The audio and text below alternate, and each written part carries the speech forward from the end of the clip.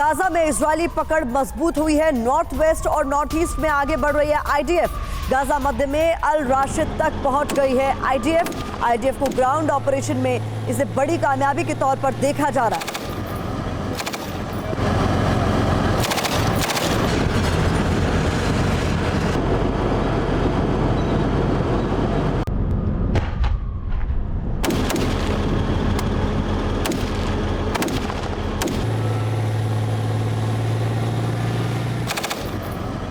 तो ये तस्वीरें तो अब तक हम पहुंचा रहे हैं, लेकिन ये भी देख लेते हैं कि गाजा में इजरायली फोर्स किन किन इलाकों में कहां तक पहुंच चुकी है। तो नक्शे के जरिए आपको समझाने की कोशिश कर रहे हैं, एक मैप आपके सामने रख रहे हैं ताकि आप समझ सके गाजा में कहां तक पहुंच गई आईडीएफ की। तस्वीरें आपके सामने हैं। यहाँ पर हम आपको उत्तर पश्चिम गाजा, मध्य गाजा, उत्तर पूर्व गाजा भी नजर आ रहा है। तो अल राशिद स्ट्रीट पर यहाँ पर मौजूदगी बताई जा रही है जहां तक पहुंच चुकी है आईडीएफ। और बेत हानून, ये उत्तर पूर्व गाजा की तरफ बेत हानून में भी आईडीएफ की मौजूदगी है। ऐसे में कहा जा रहा है कि इसे बड़े सफलता के तौर पर देखा जा रहा है, क्योंकि आईडीएफ लगातार अलग अलग इलाकों में पहुंच रही है, अपने ग्राउंड ऑपरेशन को अंजाम दे रही है और उन इलाकों को सैनिटाइज कर उन्हें अपने कब्जे में ले रही है। इस बीच हमारे साथ हमारे दो संवाददाता जुड़ रहे हैं। बता दें, तेल अवीव से हमें ज्वाइन कर रहे हैं मनीष झा और साथ ही साथ विपिन चौबे भी तेल अवीव में ही मौजूद है। एक एक कर मैं दोनों का रुख करूंगी। सबसे पहले मनीष, आपसे जानना चाहूंगी कि इस वक्त ग्राउंड ऑपरेशन की बात करें तो ये कहां तक पहुंचा है और इस वक्त स्थिति किस तरीके की?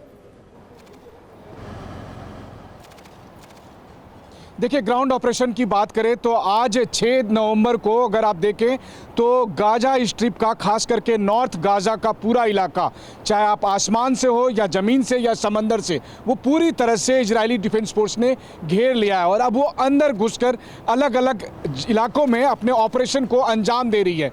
हालांकि इस वक्त अगर आप देखें तो आईडीएफ का भी ये मानना है कि अभी टनल वॉरफेयर की जो असली लड़ाई है वो अभी बची हुई है, लेकिन उससे पहले लगातार कल देर रात में भयानक एयर स्ट्राइक किए गए थे।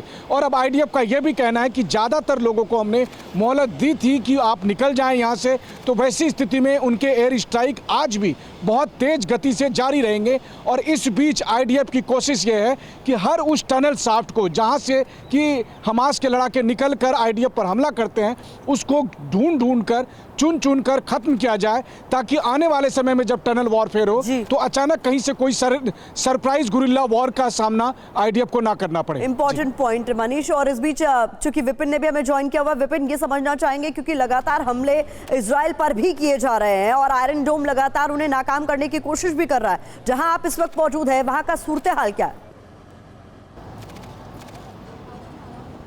देखिएगा, मैं कल से लेकर आज तक लेबनान की बॉर्डर पर, सीरिया के बॉर्डर पर और खुद तेल अवीव जो सबसे बड़ा शहर है यहाँ का और सबसे ज़्यादा रिहाइश वाला शहर है, वहाँ पर मैं मौजूद हूँ।